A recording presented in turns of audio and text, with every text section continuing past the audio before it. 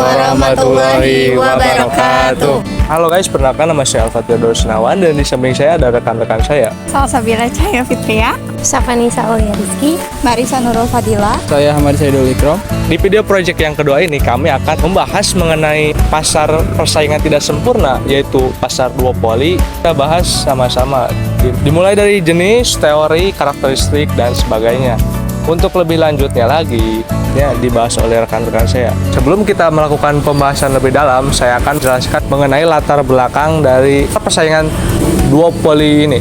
Mengenal jenis-jenis pasar dan karakteristiknya. Pasar merupakan tempat terjadinya jual beli yang keberadaannya sangat penting dalam sebuah peradaban. Jenis-jenis pasar ini cukup beragam karena mengikuti perkembangan zaman. Untuk mengenal tentang tempat bertemunya penjual dan pembeli ini, Anda harus tahu jenis-jenis pasar. Meskipun terlihat sederhana, berdasarkan klasifikasi ini, pasar terbagi menjadi dua. Yang pertama adalah pasar persaingan sempurna, yang kedua adalah pasar persaingan tidak sempurna. Mengenai pasar persaingan sempurna, jenis pasar persaingan sempurna, perfect competition market. Pasar persaingan sempurna ini merupakan jenis yang di dalamnya terdapat banyak pembeli dan penjual dengan ciri umum bebas keluar masuk tanpa hambatan. Secara eksplisit, jenis pasar ini sangat umum dan penjual maupun pembeli tahu tentang tempat ini. Tidak hanya itu, jenis pasar persaingan sempurna juga memperjualbelikan berbagai barang yang bersifat homogen. Untuk contoh nyata dari pasar ini adalah pasar tradisional di wilayah tertentu. Untuk di wilayah Majalengka seperti pasar tradisional Kadipaten, pasar lama Majalengka, dan pasar Cigasong. Jenis-jenis pasar persaingan tidak sempurna, imperfect competition market.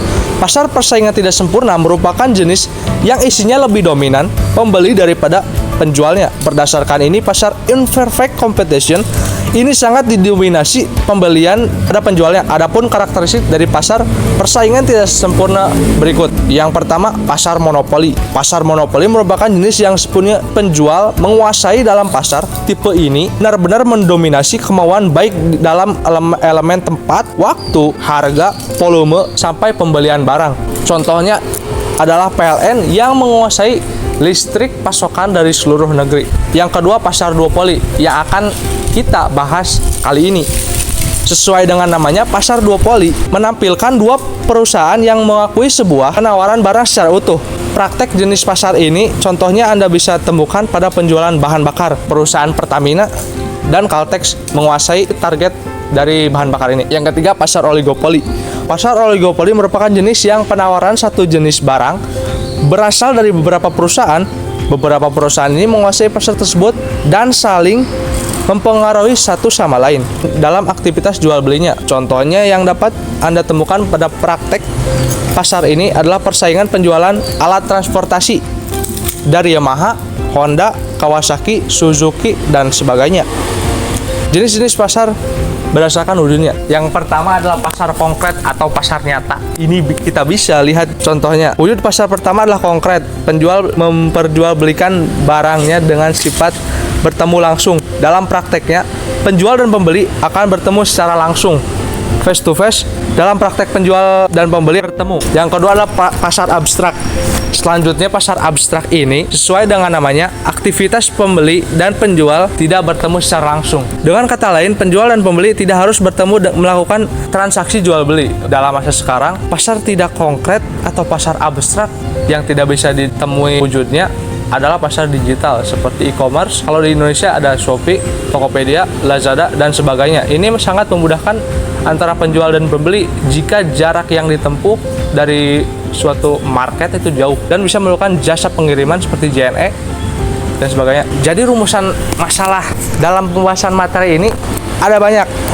Seperti yang kita ketahui, kelompok 4 ini akan membahas mengenai pasar duopoli. Untuk lebih lanjutnya akan dijelaskan oleh teman-teman saya yang akan melakukan pembahasan lebih lanjut. Di sini saya akan membahas mengenai pengertian, ciri-ciri, dan teori pasar duopoli. Apa sih pasar duopoli itu? Pasar duopoli adalah sebuah konsep dalam ilmu ekonomi yang dimana hanya ada dua perusahaan atau entitas dominan yang berkompetisi di suatu pasar tertentu.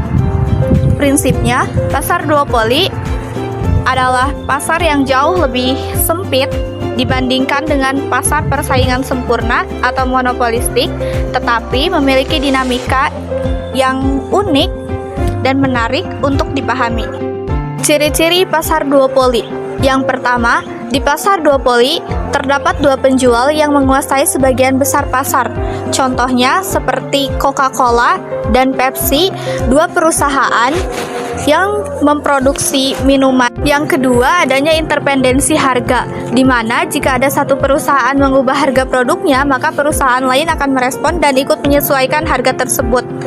Yang ketiga, adanya kemiripan produk dan dapat saling menggantikan.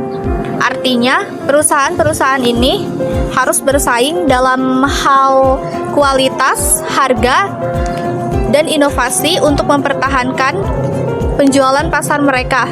Yang keempat, adanya hambatan-hambatan tinggi yang menyebabkan sulitnya perusahaan baru untuk masuk dan bersaing, seperti modal awal yang tinggi. Yang kelima, adanya kolaborasi dan kesepakatan untuk mengendalikan harga dan membatasi persaingan, atau disebut juga dengan kolasi. Selanjutnya ada teori pasar duopoli. Teori ini merupakan elemen penting untuk mengetahui atau memahami bagaimana cara pasar duopoli bekerja. Teori ini juga dapat memprediksi perilaku perusahaan. Beberapa model yang berbeda dalam pasar duopoli, termasuk yang pertama model Carnot, dinamai dari ilmuwan Prancis Auguste Carnot yang mengembangkan pada abad ke-19 dalam model Carnot. Dua perusahaan bersaing dalam hal jumlah produksi. Mereka membuat keputusan produksi secara stimulan, secara simultan, dan berusaha memaksimalkan keuntungan mereka dengan menganggap produksi pesaing mereka tetap. Yang kedua ada model Bertrand. Berbeda dengan model Carnot, dalam model Bertrand, dua perusahaan bersaing dalam hal harga. Mereka berusaha memaksimalkan keuntungan mereka dengan mengeset harga mereka, dengan menganggap harga pesaing mereka tetap. Yang ketiga ada model Stackelberg. Dalam model Stackelberg yang dinamai dari ekonom Jerman Heinrich Stackelberg, suatu perusahaan bertindak sebagai pemimpin dan yang lainnya sebagai pengikut. Pemimpin menentukan outputnya terlebih dahulu dan pengikut kemudian menyesuaikan outputnya berdasarkan keputusan pemimpin. 4. Ada model King Diamond. Dalam model King Diamond, setiap perusahaan menganggap bahwa pesaing mereka akan menanggapi dengan lebih agresif terhadap penurunan harga daripada kenaikan harga. Ini menciptakan kurva permintaan King, di mana perusahaan akan memiliki sedikit intensif untuk mengubah harga mereka. Kemudian saya akan menjelaskan jenis-jenis pasar duopoli. Ketika membicarakan pasar duopoli, penting untuk mengenali bahwa tidak semua duopoli diciptakan sama. Ada beberapa jenis duopoli, dan masing-masing memiliki karakteristik yang unik. Yang pertama ada duopoli simetris. Dalam duopoli simetris, kedua perusahaan memiliki pangsa pasar yang sama, mereka memiliki kapasitas produksi yang sama, dan sama-sama memiliki pengaruh yang kuat dan menentukan harga dan output pasar. Sebagai contoh, kita dapat melihat kasus dua pabrik pesawat terbang komersial utama, Airbus dan Boeing, yang memiliki pengaruh yang hampir sama dalam industri penerbangan global. Yang kedua ada duopoli asimetris. Dalam duopoli asimetris, suatu perusahaan memiliki pangsa pasar yang lebih besar dibandingkan perusahaan lainnya. Perusahaan dengan pangsa pasar yang lebih besar memiliki banyak pengaruh dalam menentukan harga dan output pasar. Sebagai contoh, kita dapat mempertimbangkan pasar smartphone global di mana Apple dan Samsung mendominasi, namun Samsung biasanya memiliki pangsa pasar yang lebih besar. Yang ketiga ada duopoli kolusif. Dalam duopoli kolusif, dua perusahaan bekerja sama untuk memaksimalkan keuntungan mereka. Mereka mungkin melakukan hal ini dengan menyetujui harga penjualan bersama atau dengan membagi pasar di antara mereka. Yang keempat ada duopoli non-kolusif. Dalam duopoli non-kolusif, kedua perusahaan bersaing satu sama lain dan tidak melakukan kerjasama untuk menyetujui harga atau output mereka. Mereka berusaha untuk memaksimalkan keuntungan mereka sendiri dan bersaing memenangkan sebanyak mungkin pelanggan. Struktur pasar duopoli cukup unik dan berbeda dari struktur pasar lainnya. Dalam duopoli, hanya ada dua produsen atau penjual dominan sektor pasar tertentu. Pertama-tama, perlu diketahui bahwa dalam struktur pasar duopoli, yang kedua, perusahaan memiliki kontrol yang signifikan atas harga karena hanya ada dua pemain utama. Setiap perubahan dalam strategi harga oleh satu pengusaha akan mempengaruhi perusahaan lainnya. Misalnya, yaitu jika suatu perusahaan menurunkan harga, perusahaan lain mungkin merasa perlu untuk menyesuaikan harga mereka agar tetap kompetitif. Lalu yang kedua itu dalam duopoli, dua perusahaan terkait seringkali memiliki kekuatan yang cukup untuk mempengaruhi kondisi pasar secara keseluruhan. Misalnya, kedua perusahaan tersebut dapat mempengaruhi tingkat penawaran dan permintaan di pasar. Hal ini berarti bahwa mereka dapat mempengaruhi harga pasar dengan jumlah produk atau layanan yang tersedia bagi konsumen. Ketiga, dalam duopoli, perusahaan-perusahaan ini cenderung menjadi pemimpin harga dalam pasar.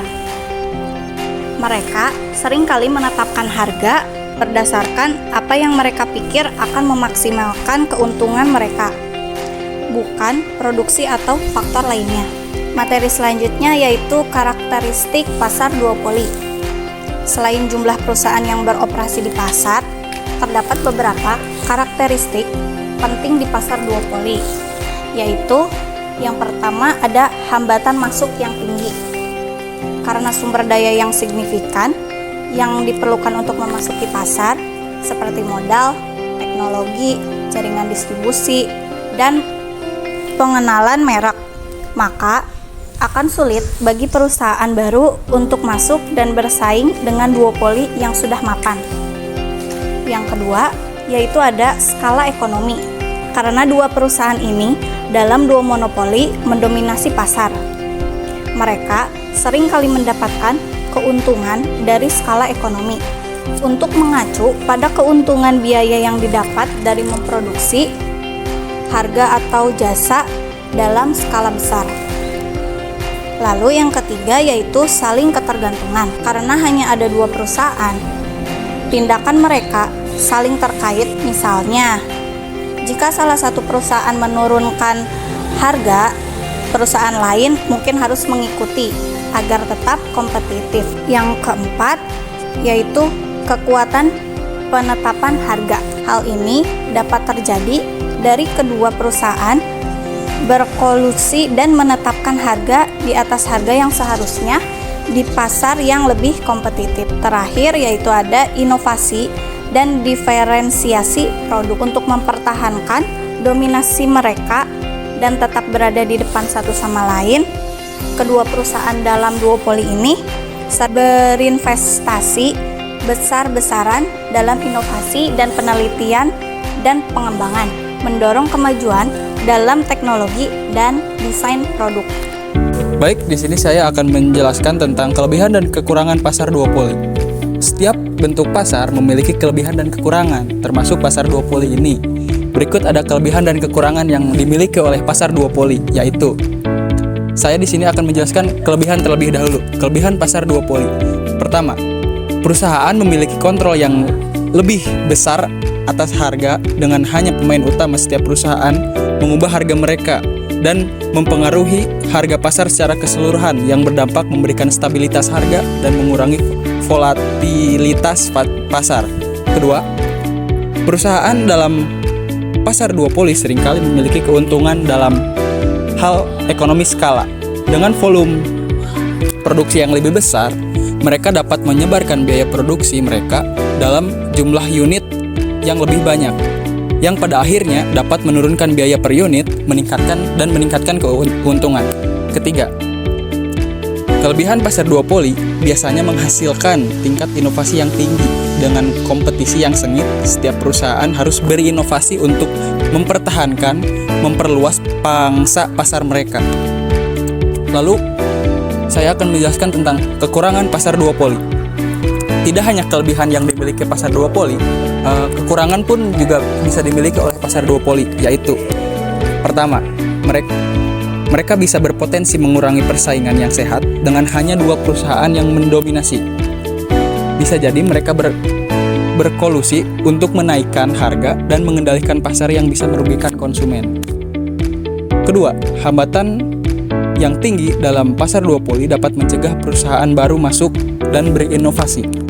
ini bisa membatasi pilihan konsumen, memperlambat kemajuan industri secara keseluruhan. Ketiga, kekurangan dalam pasar duopoli ini, perusahaan dalam pasar duopoli mungkin kurang merespon kebutuhan dan preferensi konsumen dengan sedikit pesaing perusahaan.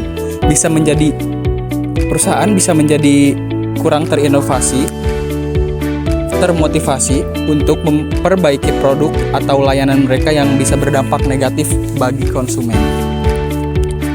Konsep ekonomi memang selalu menarik untuk dipelajari, terutama ketika kita berbincang tentang investasi secara vital untuk mengembangkan kekayaan dan mencapai tujuan untuk jangka panjang. Kesimpulan dari materi pada video ini, pasar merupakan tempat terjadinya jual beli yang keberadaannya sangat penting. Jenis pasar ini cukup beragam karena mengikuti perkembangan zaman. Lahirlah dua bentuk jenis pasar persaingan, yaitu sempurna dan tidak sempurna. Pasar duopoli termasuk ke dalam pasar persaingan tidak sempurna. Pasar duopoli akan menampilkan dua perusahaan yang mendominasi. Pasar duopoli memiliki karakteristik yang unik yang membedakannya dari jenis pasar lainnya. Pasar duopoli, produk atau layanan yang ditawarkan oleh perusahaan seringkali mirip dan saling menggantikan, biasanya memiliki hambatan masuk yang tinggi. Sulit bagi perusahaan-perusahaan lain masuk. Perusahaan dalam pasar duopoli seringkali berkolaborasi kesepakatan untuk mengendalikan harga dan membatasi persaingan. Teori pasar duopoli, teori ini membantu memprediksi perilaku perusahaan dan interaksi mereka dalam pasar. Struktur pasar duopoli cukup unik dan berbeda dari struktur pasar lainnya. Hanya ada dua produsen dan penjual dominan dalam satu industri atau sektor pasar tertentu. Karakteristik pasar duopoli, karena sumber daya yang signifikan yang diperlukan untuk memasuki pasar seperti modal, maka akan sulit bagi perusahaan baru untuk masuk dan bersaing. Setiap bentuk pasar memiliki kelebihan dan kekurangan, termasuk pasar duopoli. Kekurangan pasar duopoli adalah perusahaan memiliki kontrol yang lebih besar atas harga. Mereka bisa berpotensi mengurangi persaingan yang sehat. Ini bisa membatasi pilihan konsumen dan memperlambat kemajuan industri secara keseluruhan. Demikianlah penjelasan materi dari kelompok kami mengenai pembahasan pasar persaingan tidak sempurna, yaitu duopoli. Kami menyadari bahwa ada kekurangan baik dalam segi syuting gambar, editingan video, maupun dalam segi pembahasan materi dari segi materi maupun dari segi bahasa dalam penyampaian materi. Semoga pembahasan kali ini bermanfaat bagi dunia ini. Mungkin cukup sekian project 2 video kali ini. Mohon maaf bila ada kekurangan. Wassalamualaikum warahmatullahi wabarakatuh. Unma bernas berkualitas.